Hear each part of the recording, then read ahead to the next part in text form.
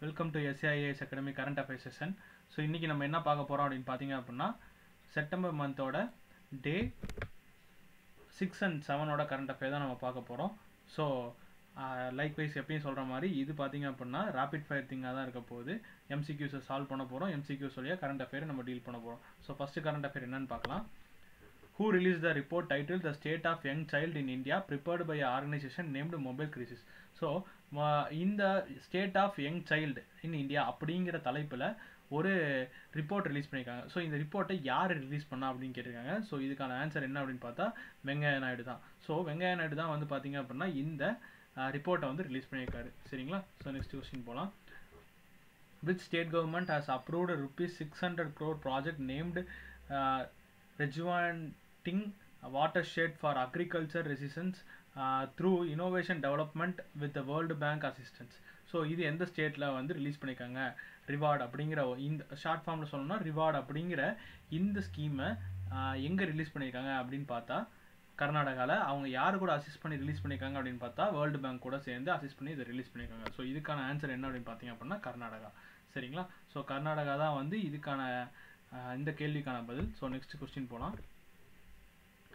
Name the state which revamped SWAYAM scheme to provide the self-employment opportunity to the youth of the state.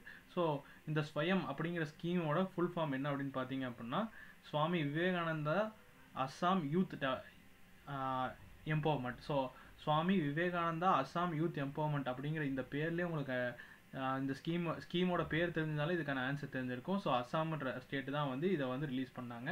So இது பார்த்தீங்க அப்படின்னா young பீப்புளுக்கு self employment பற்றி பெரிய லெவலில் வந்து புரிஞ்சுக்கணும் அப்படின்ற காட்டி கொண்டு வந்த ஸ்கீம் தான் இந்த ஸ்கீம். சரிங்களா? ஸோ நெக்ஸ்ட் கொஸ்டின் போகலாம். Which company partnered the Cyber Peace Foundation to create awareness on the cyber safety among the students? So இப்போ பார்த்தீங்க அப்படின்னா சைபர் த்ரெட்ஸ் வந்து வேர்ல்டு ஓவர் அதிகமாக இருக்குது. சைபர் த்ரெட் அப்படிங்கிறது ஒன்றும் இல்லை. இப்போ நார்மல் டேஸில் பார்த்தீங்க அப்படின்னா கத்தியை வச்சு மிரட்டுவாங்க. அண்ட் தென் பார்த்தீங்க அப்படின்னா துப்பாக்கி வச்சுலாம் மிரட்டிருந்தாங்க. இப்போ பார்த்தீங்க அப்படின்னா இன்டர்நெட் மூலியமாக மிரட்டுறது, இன்டர்நெட் மூலியமாக த்ரெட் கொடுக்குறது, இதை தான் வந்து நம்ம என்ன சொல்லுவோம் அப்படின்னா சைபர் ஸ்பேஸில் இருக்க பிரச்சனைகள்னு சொல்லுவோம். ஸோ இதுக்கு ஒரு சைபர் செக்யூரிட்டி கொடுக்கறதுக்காக ஒரு ஜாயின் ஹேண்ட் யார் பண்ணியிருக்காங்க அப்படின்னு கேட்டால் வாட்ஸ்அப் குரூப்ஸ் தான் வந்து இதை பண்ணியிருக்காங்க. ஸோ இந்த கொஸ்டினுக்கான ஆன்சர் என்ன அப்படின்னு பார்த்தீங்கன்னா WhatsApp. Next, which institute signed a MOU with the Ministry of Tribal Affairs to set up the National Institute of Tribal Research at new Delhi? So எந்த மினிஸ்ட்ரி அப்படின்னு கேட்டிருக்காங்க. ஸோ எந்த இன்ஸ்டியூட் அப்படின்னு கேட்டிருக்காங்க. ஸோ கீழே பார்த்தீங்க அப்படின்னா 4 இன்ஸ்டியூட் இருக்குது. இதில் எந்த இன்ஸ்டியூட்னு பார்த்தா Indian institute of public administration தான் வந்து மினிஸ்ட்ரி ஆஃப் ட்ரைபல் அஃபேர்ஸ் கூட சேர்ந்து நியூ டெல்லியில் ஒரு ட்ரைபல் ரிசர்ச் இன்ஸ்டியூட்டை வந்து ஓப்பன் பண்ண போகிறாங்க. சரிங்களா? ஸோ நெக்ஸ்ட் கொஸ்டின் போகலாம். How many MOUs were signed with the major domestic and global companies and with the government of Netherlands by Andhra Pradesh? So Andhra பிரதேஷும் நெதர்லாண்டும் பார்த்தீங்க அப்படின்னா ஒரு செட் ஆஃப் MOUs வந்து சைன் பண்ணியிருக்காங்க. ஸோ அதில் எத்தனை MOU சைன் பண்ணியிருக்காங்க அப்படின்னு கேட்குறாங்க. ஸோ அதில் பார்த்தீங்க அப்படின்னா 8 MOUs வந்து சைன் பண்ணியிருக்காங்க. எஸ்பெஷலி இது எதுக்காக அப்படின்னு பார்த்தா ட்ரேட் வந்து டெவலப் பண்ணுறதுக்காக தான் வந்து இந்த சைனிங்கே நடந்திருக்கு. So next question. Who has been appointed as the president of the Society of Indian Automobile Manufacturer recently? So society of Indian automobile மேனுஃபேக்சருக்கு யார் வந்து தலைவராக வந்து நியமிக்கப்பட்டிருக்காங்க அப்படின்னு கேட்டிருக்காங்க. ஸோ இதில் பார்த்தீங்க அப்படின்னா வழக்கம் போல் 4 ஆப்ஷன் இருக்குது. இதில் இந்த 4வது ஆப்ஷனில் இருக்கவர் தான் வந்து இப்போ அப்பாயின்ட் பண்ணியிருக்காங்க.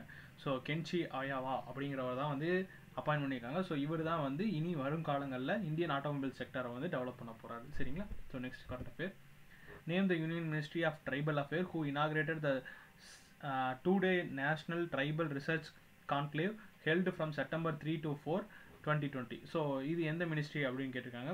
ஸோ யார் வந்து இதை நேம் த யூனியன் மினிஸ்டர், எந்த யூனியன் மினிஸ்டர் அப்படின்றத கேட்டிருக்காங்க.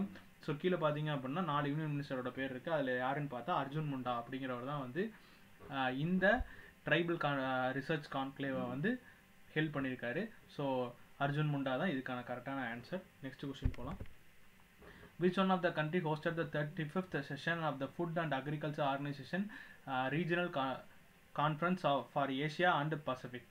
ஸோ சிம்பிளி சொல்லணும் அப்படின்னா ஏஷியா அண்ட் பசிபிக் ரீஜியன்ஸில் இருக்க ஃபுட் அண்ட் அக்ரிகல்ச்சர் ஆர்கனைசேஷன்லாம் சேர்ந்து 35th செஷனை வந்து ஹெல்ப் பண்ணியிருக்காங்க. அது எந்த கண்ட்ரி வந்து ஹெல்ப் பண்ணிச்சு அப்படின்னு கேட்டால் பூட்டான் தான் வந்து இதுக்கான சரியான answer.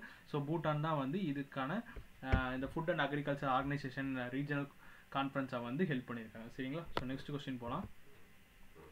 Name the Cultural Ministry of India who represented India with the 5th BRICS Culture Ministry met held recently. So obviously இப்போ வழக்கமாக சொல்கிற மாதிரி தான் இது ஒன் கைண்ட் ஆஃப் ஆர்கனைசேஷன் பிரிக்ஸுங்கிறது. ஸோ அதில் பார்த்தீங்க அப்படின்னா Brazil, Russia, India, China, South Africa இருக்குது. ஸோ இந்த 5 கண்ட்ரிஸும் சேர்ந்து தான் வந்து பிரிக்ஸை வந்து ஆர்கனைஸ் பண்ணி நடத்திக்கிட்டு இருக்காங்க. ஸோ இந்த கண்ட்ரியை இப்போ name the cultural ministry of India who represented India in the 5th BRICS Cultural Ministry met held recently. So யார் அப்படின்னு கேட்டிருக்காங்க. ஸோ யாருன்னு பார்த்தா பிரகால் சிங் பட்டேல். ஆப்ஷன் பி தான் வந்து இதுக்கான கரெக்டான ஆன்சர். ஸோ அவர் தான் வந்து அட்டன் பண்ணியிருக்காரு. சரிங்களா? So next current affair. Which nation successfully test fired the hypersonic technology demonstrated vehicle on September 7, 2020? So hypersonic technology demonstration vehicle. So இந்த ஹைப்பர்சானிக், சானிக் டிவைசஸ், அல்ட்ராசானிக்னா என்ன அப்படிங்கிறத பற்றிலாம் உங்களுக்கு கிளாஸ் நடத்திருப்பாங்க. இல்லை அப்படின்னாலும் யூடியூப்பில் நம்ம கிளாஸஸ் இருக்குது, அதை நீங்கள் வாட்ச் பண்ணலாம். இல்லை அந்த கிளாஸ் கிடைக்கல அப்படின்னா நீங்கள் கமெண்ட் செக்ஷனில் கேளுங்க, நான் உங்களுக்கு போஸ்ட் பண்ணுறேன். ஸோ இந்த hypersonic technology demonstration vehicle test fire பண்ணது எந்த கண்ட்ரி அப்படின்னு பார்த்தா இந்தியா தான் வந்து இதை டெஸ்ட் ஃபயர் பண்ணியிருக்காங்க செப்டம்பர் 7 அன்னைக்கு. சரிங்களா? Next current affair. Which state government has launched a new initiative to defeat dengue? So இப்போ பார்த்தீங்க அப்படின்னா நம்மளோட நேஷனல் கேபிட்டலில் டெங்கு வந்து அதிக லெவலில் வந்து பரவிட்டு இருக்கு. அதாவது டெங்கு அப்படிங்கிறது இட்ஸ் அ கைண்ட் ஆஃப் ஒரு மஸ்கிட்டோ மூலிமா டிரான்ஸ்மிட் ஆகக்கூடிய ஒரு டிசீஸு. அந்த டிசீஸ் வந்து பார்த்தீங்க அப்படின்னா ஆல்ரெடி ஒரு சர்டைன் லிமிட் வந்து ஃபுல்லாக வந்து இந்தியா ஃபுல்லாக ட்ராவல் பண்ணிடுச்சு.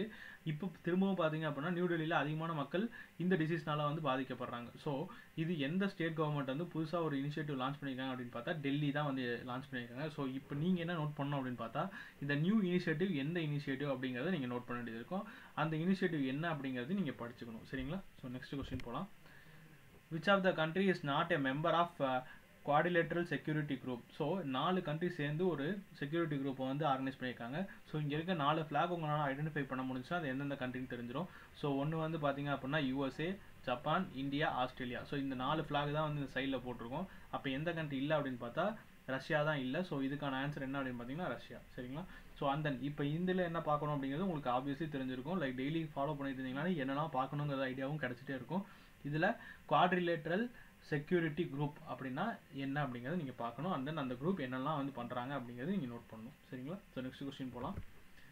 Under which of the following act government of India notified the first environment impact assessment norms? So environmental protection act மூலியமா இப்போ நம்ம என்ன பண்ணியிருக்கோம் அப்படின்னு பார்த்தீங்க அப்படின்னா என்வரான்மெண்டல் இம்பாக்ட் அசஸ்மெண்ட் நார்ம்ஸை வந்து ரீஅசைன் பண்ணியிருக்கோம். ஸோ இது எதனால பண்ணுறாங்க அப்படின்னு பார்த்தா என்வரான்மெண்ட் வந்து அதிகமாக வந்து மாசுபட்டுட்டே வருது அப்படின்ற ஒரே காரணத்துக்காக தான் நம்ம என்ன பண்ணியிருக்கோம் அப்படின்னா இந்த அசஸ்மெண்ட்ஸோட நார்ம்ஸை வந்து நோட்டிஃபை பண்ணி ரிலீஸ் பண்ணியிருக்கோம். சரிங்களா? ஸோ இந்த கொஸ்டினுக்கான ஆன்சர் என்ன அப்படின்னு பார்த்தா என்வரான்மெண்டல் ப்ரொடக்ஷன் ஆக்ட் 1986. ஸோ இந்த என்வரான்மெண்டல் ப்ரொடக்ஷன் ஆக்டை பற்றி உங்களோட என்வரான்மெண்டல் கிளாஸஸில் நடத்துவாங்க. இல்லை அப்படின்னாலும் என்வரான்மெண்டல் ப்ரொடக்ஷன் ஆக்ட்னு நீங்கள் கூகுளில் சர்ச் பண்ணிங்கனாலும் ஒரு PDF கிடைக்கும். இல்லை அப்படின்னாலும் சங்கர் புக், உங்களோட என்வரான்மெண்டல் சங்கர் புக் இருக்கும். அந்த புக்கில் என்வரான்மெண்டல் ப்ரொடக்ஷன் ஆக்ட் 1986 ஒரு சாப்டராகவே இருக்கும். அதை நீங்கள் ரீட் பண்ணால் கூட போதும். சரிங்களா? So next current affair.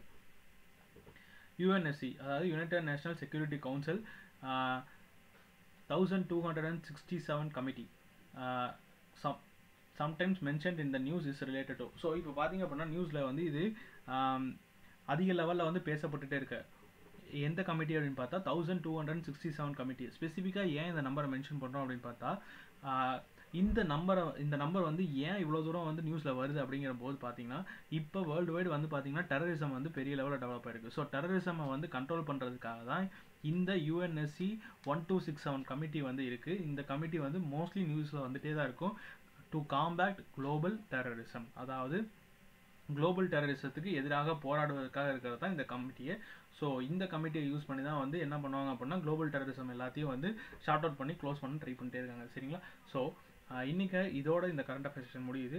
So 6 and 7 டேட்டை கவர் பண்ணிட்டோம். இனி அப்கமிங் டேஸஸில் 8 கவர் பண்ணுறோம். அண்ட் தென் 9th கரண்ட் அஃபேரையும் நம்ம க்ளோஸ் பண்ணுறோம். ஸோ இப்படியே வந்து பார்த்தீங்க அப்படின்னா டே டு டே கரண்ட் அஃபேர்ஸை அன்றைக்கி நாள்லேயே முடிக்க ட்ரை பண்ண போகிறோம். So thank you.